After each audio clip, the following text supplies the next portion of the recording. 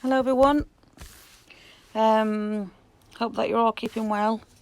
Just correct myself. Today is National Suicide Awareness Day, the 10th of September, and I just wanted to say hello to everybody, to really just talk about this difficult area. Really.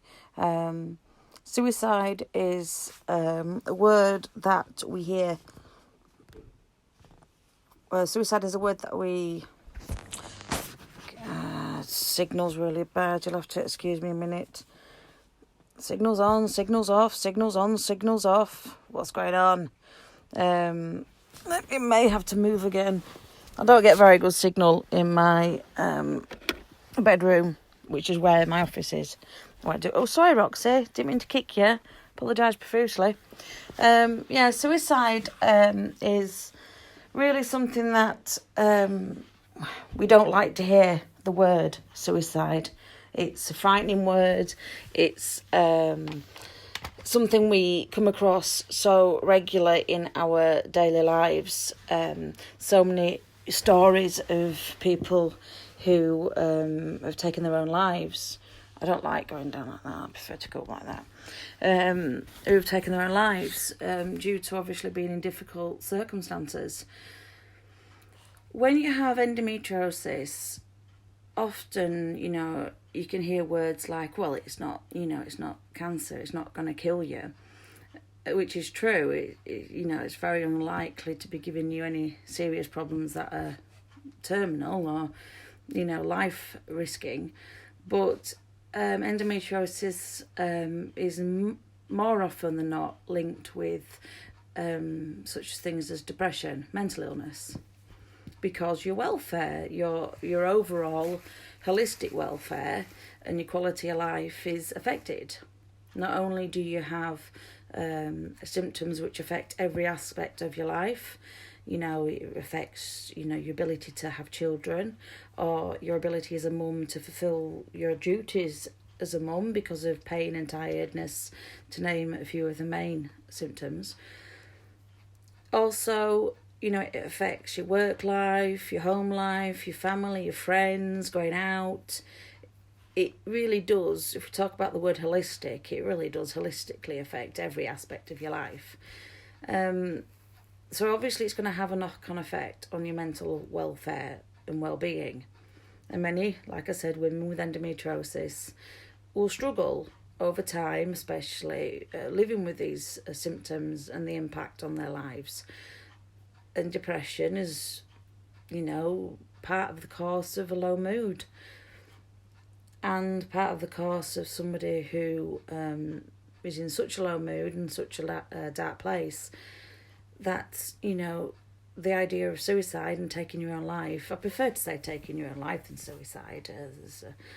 Suicide sounds a little, I don't know, like it's, I know for some it's a very sort of hasty and quick decision, but for others it's something to think about, and they plan, and it entices them, to as an option, as a real option for ending their own suffering.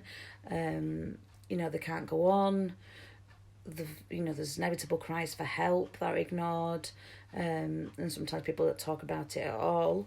There's always a shame and stigma attached to depression and mental illness, as there is shame and stigma attached to endometriosis being a gynecological, not necessarily a gynecological, but in all intents and purposes, a gynecological condition, which is also suffers taboo. But going back to the suicide awareness, I don't like to, share much about that because I don't want to put ideas into people's heads. It's almost as, it's scarier than cancer is suicide, because, even though, cancer, you don't really ask for it, suicide, people still feel that you have asked for it, that you do have other choices. and it's not the easy way out. Quite fair and simple, it isn't. When I was younger, a lot younger, I had a different view of people who took their own lives. I used to feel like, oh, there's always help, or there's always a way out. But actually, being currently someone who suffers with depression because of my condition, and also someone who has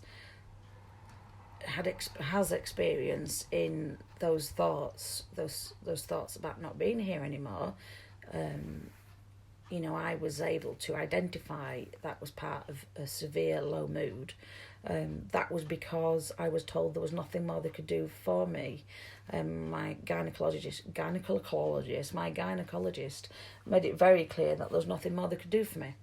So, I didn't instantly go home and think my life was ended. It took months and months of it in the back of my head thinking there's no hope. Somebody took away my hope, and that's the magic word, I think, hope. If you feel like you've got no hope, whether someone's taken it away from you, or, whether, you just can't find it anymore, once you feel like there's no hope, well, what is the point? There isn't. And all the battles that you have to face, like everybody has to face, once the hope's gone, well, what's the point of battling anymore? And I think I would say anybody who watches this, if you do feel like, you are suffering from low mood, that you certainly, if you feel like, you're having thoughts of taking your own life, that you're not good enough, that everybody would be better without you, or, you just can't take the pain anymore.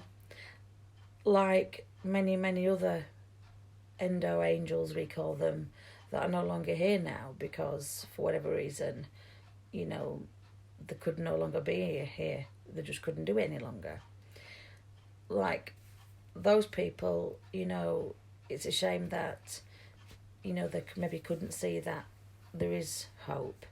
And I would say anybody who's feeling that low, to reach out, whether it be to friends, family, a stranger.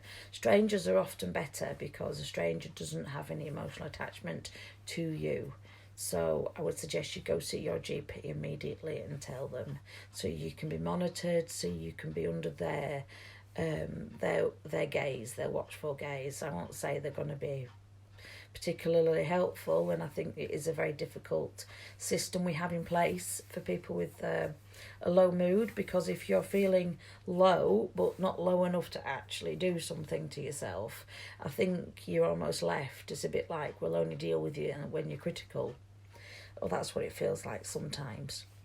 But that shouldn't stop you reaching out. If someone goes with you, advocates for you, my inbox is always open. Anybody at all, like I say, friend or stranger, professional or a neighbour, anybody at all, then reach out and just let them know how you're feeling, so they can encourage you to take the right steps, to talk to the right people. I can't help anybody really if they're feeling suicidal. I don't have the skills, I don't have the training, and I would be too afraid to say something I shouldn't say. But all you have to do, if someone comes to you and tells you that they're feeling that way, all you have to do is signpost them into the right direction. Give them those telephone numbers to call. Tell them that, there are people out there who do understand and will know how to help. And that's really what everyone's responsibility is. It doesn't matter who you are in life, you have a responsibility for other people. And I think if you see somebody, or somebody who might be that way, to reach out as well. And one of the best ways you can do that is just share. Share a post about suicide awareness. Share a little image. There's one on this page. Just share something, and just to let everybody else know that, it's normal and it's okay.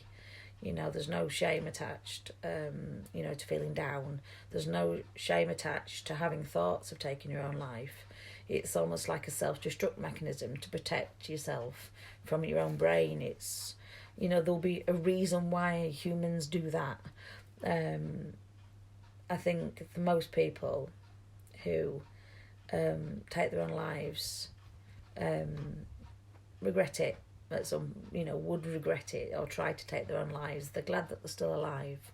It's a moment and it passes. There was a bit of advice, I'll just leave it on this. There's a bit of advice.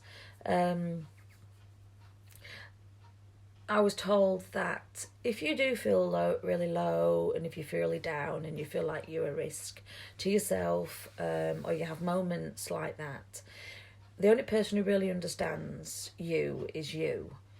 So write yourself a letter. Don't make it big, because, just write yourself a letter saying that you're worth it, that you'll get there, that there is hope, and to never give up. Write a letter to yourself just saying how great you are and all the things that you've got to look forward to. Write a letter, whatever it is you put in there, to encourage yourself to just aim to wake up the next day. Aim to get help. Because only you can really tell you about your own life.